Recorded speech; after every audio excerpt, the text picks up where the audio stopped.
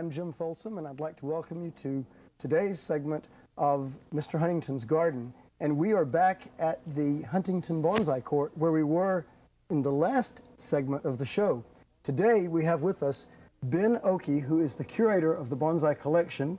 And Ben, since the people saw this tree last time, something has changed. Yes. Oh. What's happened? Okay.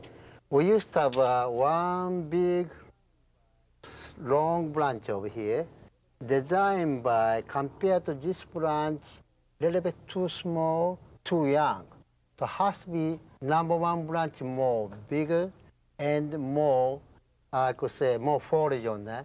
And designed by, long to keep this branch, I could say we need more space over here. That's the reason with Mr. Janaka. Okay. We take it off over here. Then we put the wire over here. Oh, I see. There's a lot of wire on that. Wow. Then we put a lot of wire on it, try to put together. That's the reason we put the wire on it. Okay. Okay. Well, last segment, we looked at this tree and we were talking about the new display here at the Bonsai Garden, and it was a very different looking tree. There was a branch that came out this far, but as Ben's just told you, it was smaller than these other branches. And one of the things about bonsai is the branches at the bottom of the tree have to be larger in gauge or diameter than the ones at the top to indicate that the tree is really ancient. So Ben worked with John Naka, the stylist of the tree, and they took that thing off. And now the tree looks radically different, and it's much improved. It's a very handsome tree.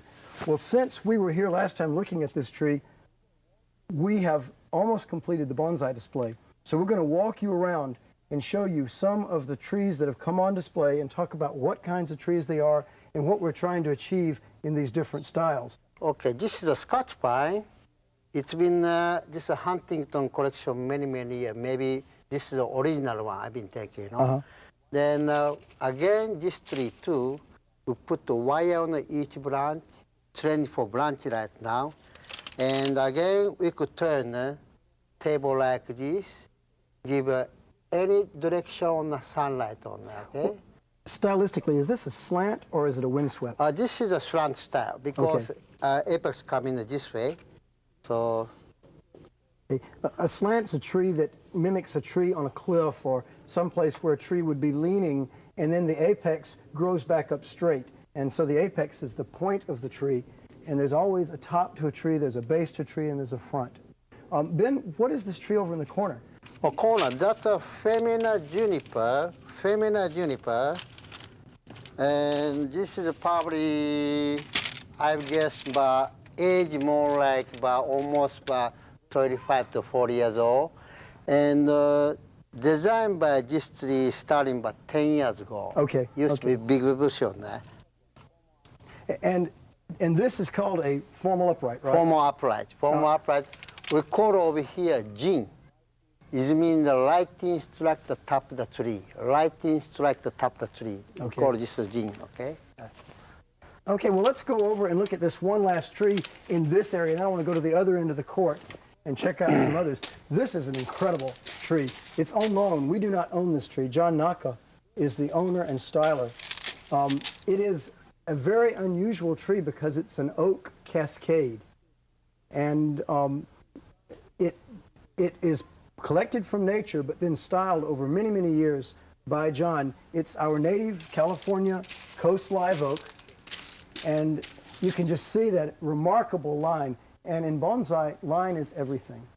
The line and the mass, the base of the tree. Ben, what special care or training? This gets sometimes disease and insects, so I try we have to always check that.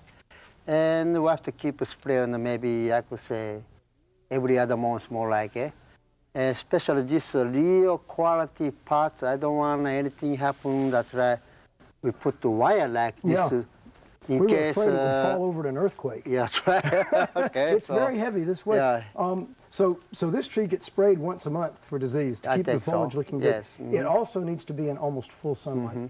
Because and need a lot of feed too. And a lot of fertilizer. Yes. Okay, great. Well, I want to walk down to the other end of the court because there's a beautiful new tokonoma we've constructed down there. Well, if we come over here to this tree. This is a California juniper styled by Harry Harrao, who started working on this tree more than 25 years ago. It is collected initially from nature. It was a branch of a much larger tree, and Harry found that the branch had rooted in the substrate, in the soil, up in the mountains above Mojave, and he collected just that branch and brought it back and rooted it. And then after it finally got rooted, which took a year or two, he started styling it. And what is really intriguing about this tree is that most of what you see is dead. This is dead wood. The only two lifelines in this tree, that and this. So all of the green really depends on the roots, which are here in the soil, and the living stem that wraps around. Everything else is historical dead wood. Though the tree's been in cultivation for almost 25 years, or over 25 years, the branch is probably over 200 years old. So this is quite an ancient piece of wood with a living tree kind of wrapped around it. Now, Ben, is there anything special about California juniper people need to know as far as maintenance? Very important. All you have to protect the dead wood like this. Put lime sulfur on there. Lime sulfur. Lime and you sulfur. just actually paint it on? Paint on. Maybe I could say twice a year in the Southern California. Okay. What about growing conditions? Growing after all the pinch back, and I like to be more like a thunder cloud, like, you know. Okay, so it's got a cloud look to it, not real dense and not too thin. Not like on the one form upright, like show each branch like that. Okay. This one I like to grow together, more like a thunder cloud, like, you know. Okay. Yeah. Well, one of the things we've discovered at the Huntington, and people know elsewhere, is that you have a beautiful tree like this, and the last thing you want to do is destroy the effect of the tree by having a bad backdrop. And so in this new bonsai court, we're building special backdrops for all the trees, and we've taken the style of this backdrop from an element of a Japanese house called a tokonoma. In many traditional Japanese houses, there would be an alcove where you would hang a scroll or put a flower arrangement or some special piece of pottery, or you may even work there on a daily basis with your artistry. And so that would have a special backdrop, and it even might have a window to the edge. So we've taken that element out of a Japanese house and used it here to create what we think is a special backdrop. What's fun about all of these is that the wood in this backdrop came from the original benches in the old display. We took them and we sandblasted and water blasted the wood, then we charred it, and we brought out this effective age and this driftwood-like effect. And of course, as we told you last time, the wood on the pedestals came from the mesa oak that fell on the property 2 years ago. And I think the display is coming out very well. We've got one more tokonoma we want to spend just a minute and show you right down here. And if we walk over here, we can see yet another kind of juniper.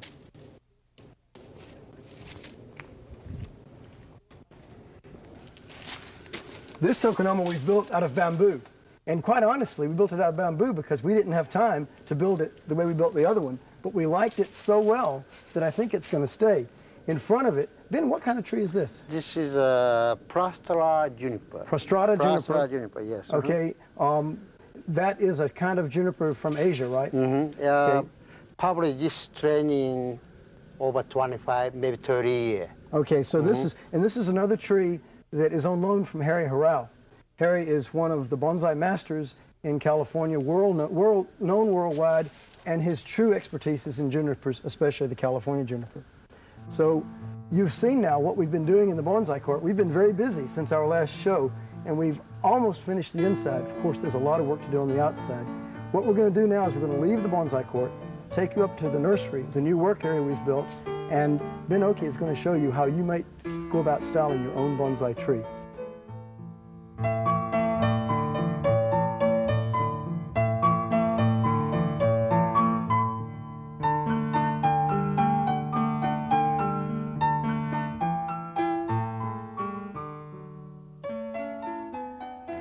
Here we are at the Huntington Bonsai Nursery, and Ben has selected a Hinoki cypress from among a large group of trees that he thinks has the potential to become a bonsai. Ben, what is it about this tree that we can capitalize on? Okay, one reason I selected this tree, and this very popular material too. Again, I like to be selected, this is the front, because I like to follow the basic rule on there. because over here have more old age on that. Again, side we show the pigeon breast. Oh yeah, you don't want a tree to stick its stomach out at you because that's kind of unfriendly and not very handsome. So you're better off with a tree that sort of welcomes you with a little concave front. And, go ahead. Oh, good. That's it. Yeah. Okay, and all you find roots first, rootage first. This is very unusual to have more like a ball cypress have a knee like over here. So I like to keep over here. Then this is gonna be front again. So I'm gonna select the branch, start to wire on that. Okay. And Ben has made a drawing of what he thinks this tree could look like in the future. So it's a few years away, but this is one of the methods you use as a bonsai artist to, there it goes. Ben's clearly selected his first branch. You have to select a strong first branch, and usually that branch is 1/3 the way up to the top of the tree. So when you select a tree, you first want to get the right material with plenty of branches and a beautiful base, and then you determine where the top is and where the first branch is, and it's no holes barred from there. Let's see what happens. Well, let's lay them out. 1, 2. Some people call this plant torture, but it's really not. Plants don't suffer from torture. Yeah, we give a lot of good take care for that. Water every day, and spray for insects, spray for disease. We're gonna give a good care for that. And so, and come to bonsai. Very important, training the branch. I see the many wire over here, 8 different size wire. So I'm gonna wire for each branch. Okay, let me see. Now, in Chinese style bonsai, you probably wouldn't do much wiring, but in Japanese bonsai, they found out many years ago that getting the wiring on the tree, you can develop a much more ancient-looking tree much quicker than just by pruning back branches.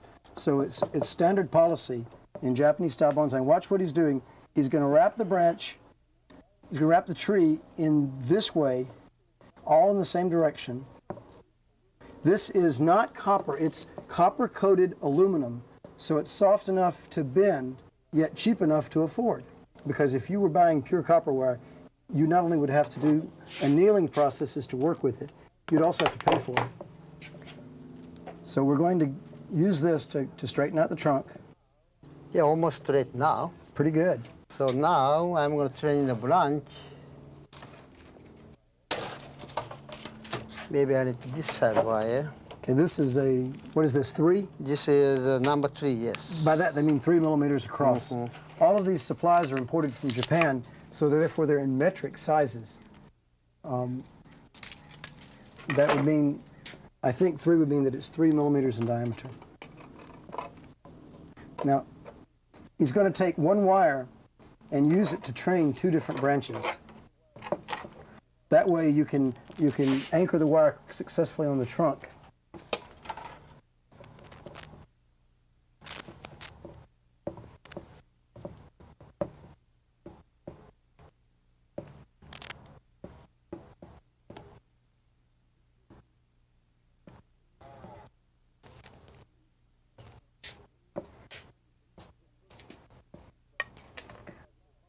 This looks easy, but for those of us who are fumble-fisted and haven't done this many times, it takes a little while to get used to that smooth motion. I think Ben's been doing this for about 40 or 50 years, or longer?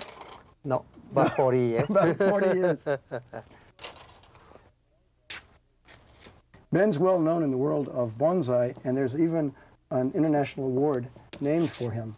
So he travels all over, not only the United States, but Asia and Americas in general, giving classes and training people in bonsai, and is quite an important emissary for the bonsai community and for California to the world.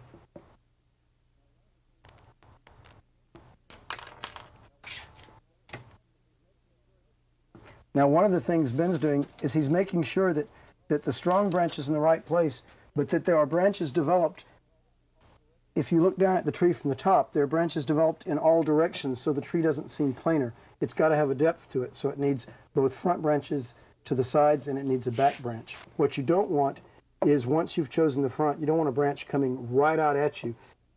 That's sort of threatening, and it looks like it's jabbing you in the eye. So that's something that's typically avoided. Another thing you avoid is you avoid a bar branch, which is having two branches coming off at the same height. What that reflects is the situation for a young tree, not a tree that's been through hell and high water. Because what we're trying to reflect here is an ancient tree that shows a lot of character. And character, of course, as we know, is developed through adversity. And so the tree has to express a certain amount of adversity.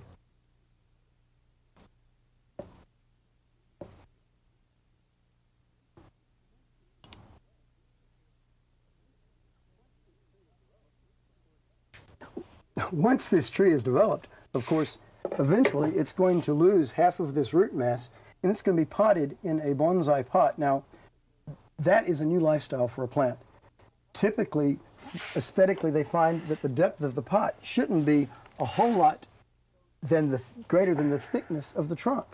So this tree, if it's really for presentation, when it's filled out and grown up some, it's going to be in a pot that's probably not more than an inch thick, inch deep, which means that, and you put it in well-drained soil, which means you're going to water this tree every day, in the summer at least, and sometimes in hot weather twice a day. So a bonsai is not something that you can go off and forget. A bonsai is a forever thing. And once you get into bonsai, you either have to have a spouse who is very patient and willing to water your trees when you're not there. Ben and I both have spouses who have put up with this. Or you have to be someone who's willing to pay a lot of attention personally to this tree. It also requires, you're cutting off a lot of the roots, you're cutting off a lot of the foliage, you're going to be doing quite a bit of fertilizing to keep the tree growing back. You want to encourage the strengthening of the base and the taper of the trunk. So that means the tree has to be very healthy. That means you really will be providing some excellent horticultural circumstances for the tree. It's not something you can go off and forget. If you want that, pot up cacti, okay? But if you want to get into artistic pruning of trees, look at bonsai. Now this is a Hinoki cypress. It's a native to Asia. We have other types of cypress native to North America. This is one that you see often in Japanese gardens, 20 to 30 feet tall. The one we have is a dwarf one. That means that it grows much more slowly and typically doesn't get over about 15 feet tall. It's been grown in this container for well over 4 years. It had good branching, so it was well developed to be used for some kind of bonsai. A lot of trees will not bonsai well. It has to be a tree that can recover from severe pruning, and typically it's a tree with fine enough foliage to where you don't have a small plant and a great big leaf. That just doesn't work. You want to work with something that will give you scale. Now, Ben is not only shortening the branches here. Notice he's taking the branches from below that hang down. The art of bonsai means impressing on a young tree the characteristics of an ancient tree. So, as you notice, the branches that used to be uplifted are now downwardly turned, because just like with us people, after many years standing upright, sometimes you just aren't quite as erect as you used to be. And some of us start to lose control, and I'm feeling that way after turning 40. But this tree now is turning from 5 to 50, 60, or 70, and the weight of the branches has pulled down the slope, so we've insisted on that. The branches don't have hanging devices. That's a mark of a young tree, to have foliage developed on all sides of a branch. An older tree, the branches planer out some. Often the loss of a growing apex is a characteristic of a tree, or clearly the loss of these whorled branches, where several branches come out in one place, is the mark of an old tree.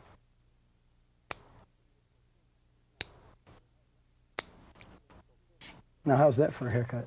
I think it looks okay now, huh? Beginning to, would you show me my picture, please?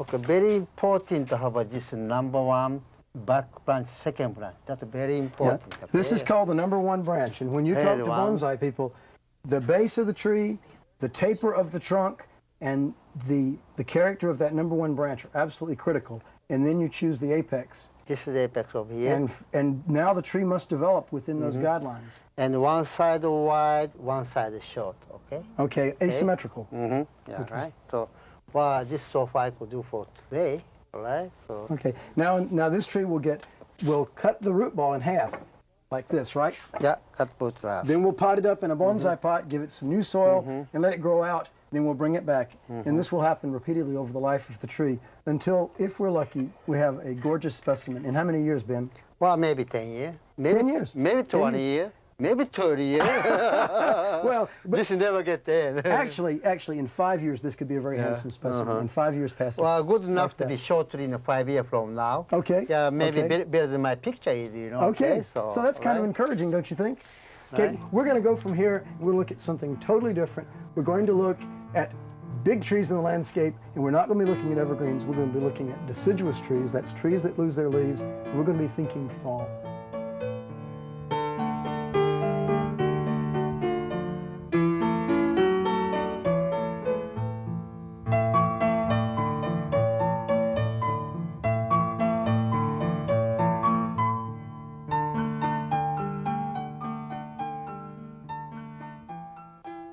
Well, on a larger scale, trees are important elements of the landscapes and gardens around us. Here in Southern California, with the seasons not being so evident sometimes, I mean, right now it's fall and yet you don't feel it, we rely on trees to give us a sense of seasons because a lot of us think that's kind of fun. One of the trees that's very important to that is the ginkgo, and here we have a grove of ginkgos that was planted about 25 years ago here in the bonsai, near the bonsai court in the Zen court at the Huntington. Ginkgo is an interesting tree because for many years it's been called a living fossil. Now the reason it's been called a living fossil is that it was known from fossil records before it was known as a living tree. But it's been known to gardeners for over 100 years now, and in the East, where it grows especially well, it's become a major part of a landscape that is dedicated to fall color. As you see, the leaves are turning yellow right now, and they will all turn yellow in just about Thanksgiving. What's going to happen is they're going to be beautiful and yellow, and it's going to be raining, and the floor of the garden and the floor of the slate is going to be covered with leaves, and one day they're going to all fall, almost at one time. It's a glorious display, and it's important to us to give us a sense of drama in our gardens. Ginkgo does a lot more interesting things besides just have its leaves turn yellow and fall. One thing ginkgo does is ginkgo comes in sexes. Now, not a lot of plants do this. Ginkgo comes in male or female. And behind me, most of the trees are male. There is one solitary female in this whole arrangement. Now, the reason there's only one here is people tend to not want to have the female tree in their garden. The reason is that the female makes the seed. Now, these are not fruits. They are just plain seed because ginkgo is a conifer. It does not make flowers and it does not make fruit. It makes seed, and there's a little bit more seediness to this because the word for conifers, the scientific word, is gymnosperm. Gymnosperm means naked seeded. It means the seed are not born inside a fruit. They're just born in a cone, naked to the world. The word gymno, as in gymnasium, a place where people run around naked. Now, these seed must be quite delicious because in Asia, where this tree is native, people roast the seed and then consume it. But to get to the seed, you have to get past a fairly fetid smelling seed coat, which a lot of people find objectionable. To me, it's not that big a deal, so I don't mind having a female tree in my planting, but a lot of people go to great lengths to keep from having female trees in their yards. So the ginkgo is a beautiful tree, but it's only one tree of a huge formation, an ancient flora that used to exist in areas much wider than Asia. And if you start putting your thinking cap on and consider the different trees you know that have good fall color, let's think about them. The maples, dogwood, liquid amber. Here in the West, we grow liquid amber, which is sweet gum for fall color. All of those trees are part of an ancient flora that used to exist from the temperate North America to temperate Asia because ancestrally, historically, those two continents were united, and the plants that grew in those places were one great flora. With continental drift, as the continents drifted apart, those two great floras separated. And today, we find that the places where there's beautiful fall color are Asia, the eastern U.S., the northwestern U.S., places that have the components of that ancestral flora of a combined continent that was called Laurasia. If you want to see good fall color in the U.S., where do you go? New England. And what are you looking at? Maples. Well, there are also maples from Asia, and people in Japan love their fall color. Other components of that flora that you might be aware of include the magnolias, little herbs called trilliums, as I said, the dogwoods. There's just any number, the azaleas and rhododendrons. And if you look into your floristic books or your gardening books, you'll find that we as gardeners rely on a lot of plants from that flora. We rely on the camellias, the stewardias, plants both native to the New World and the Old World, the azaleas, both in the New World and the Old World, dogwoods, magnolias, etc. So there's a lot of botany out here in your garden, even when you're just thinking about fall color and landscapes. What we're going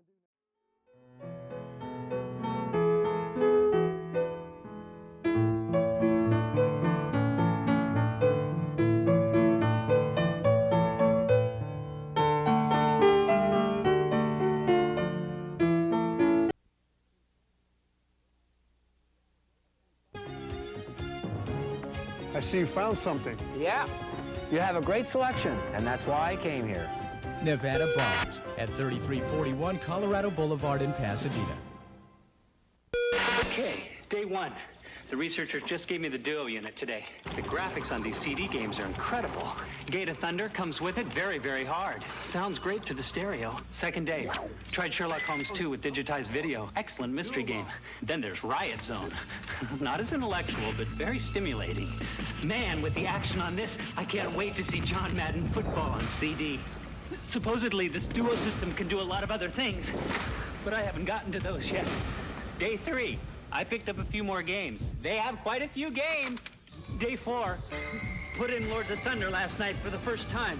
I've got it on pause right now, so I won't die. They're gonna offer the Duo unit with 5 free games.